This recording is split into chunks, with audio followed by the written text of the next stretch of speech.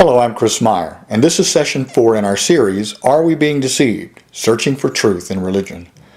In our last session, we looked at a brief history of religion, and the fact that religion, as we defined it, is still relevant today. If you missed that, I recommend that you go back and view session 3. Also in session 3, we discussed the ineffectiveness of religion to significantly impact society in a positive way. In other words, if the purpose of religion is to show man the meaning of his world in the light of God, and to give man fullness of life through right relations with God and his world, then the world should be a better place by way of making men and women better individuals. But simple observation shows us that the world is not a better place. Certainly, technology has brought us many more conveniences in life, but is life more civil? As a civilization, are our relationships with other humans better than in previous generations? Are we as a society reaching to achieve our highest potential as human beings? Do we care for each other in our world any more than our ancestors did? Have people changed? Is the world any different now than it was hundreds of years ago? Certainly we can cite small acts of humanitarianism, but the real test is not those isolated acts. Mankind must be evaluated on a grander scale where acts of kindness and other positive actions are weighed against behavior that negatively impacts civilization. More simply put, are we better than we are bad? Greed still leads men like a seeing-eye dog leads a blind man. The recent failure of the savings and loan industry and the collapse of the financial sector in countries around the world in the early 2000s are proof of this. The decisions that led to those failures were the result of not only bad business decisions, they were the result of greed. We see this kind of behavior all over the world. Many people still believe that there is no such thing as enough, always wanting more, no matter how many people it hurts or who they have to cheat to get it. Governments still suppress citizens and trample on civil rights. Mankind is still plagued with the overwhelming desire for power over others. Wars around the world still rage where humans kill humans, not just with hand-to-hand combat, but now with sophisticated weapons that appear to make war less barbaric. We are a world obsessed with violence. Today, the most popular movies and television programs are those filled with violence. The current sport of ultimate fighting is no more than Roman Colosseum barbarism, where men fight until one is unconscious or dead.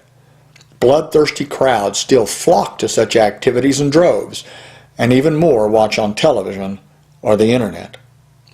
People still kill and maim others, using religion and God as an excuse to do it.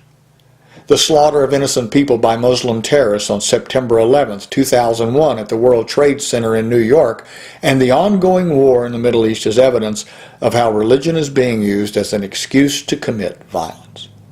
Now, even children, disillusioned by life, experiencing peer pressure that they're not prepared for, and indoctrinated toward violence by the media and video games, are taking up arms and killing schoolmates and even their own families. When in history have we experienced such atrocities being committed by children? And with all the wealth we have accumulated, and all the scientific knowledge we have attained, there are still people starving in the world. We possess the assets and the knowledge to eliminate hunger completely. But for one reason or another, we choose not to. We would rather spend billions of dollars putting men in space or fighting wars than dedicating those funds to helping mankind in his efforts to survive. We're still an uncivilized world. In spite of technology and science, we are still very primitive. So the question we ask in session 3 still remains, is man failing religion or is religion failing man? Perhaps the answer is both. Is man failing religion? Certainly in many ways. Much of the teaching contained in Islam, Christianity, Judaism, and certainly in Hinduism advocates love, compassion, and concern for our fellow man. In these areas, we are most definitely failing religion. But there is an irony here. Those same religions claim to be exclusive and that those who are not part of the club, so to speak, might not merit the same treatment as those who are members. In Christianity, Jesus says to love your neighbor, and seems to indicate that all of the world constitutes our neighborhood. However, in 2 Corinthians verses 14 through 17, Paul says, do not be yoked together with unbelievers. For what do righteousness and wickedness have in common? Or what fellowship can light have with darkness? What harmony is there between Christ and Belial?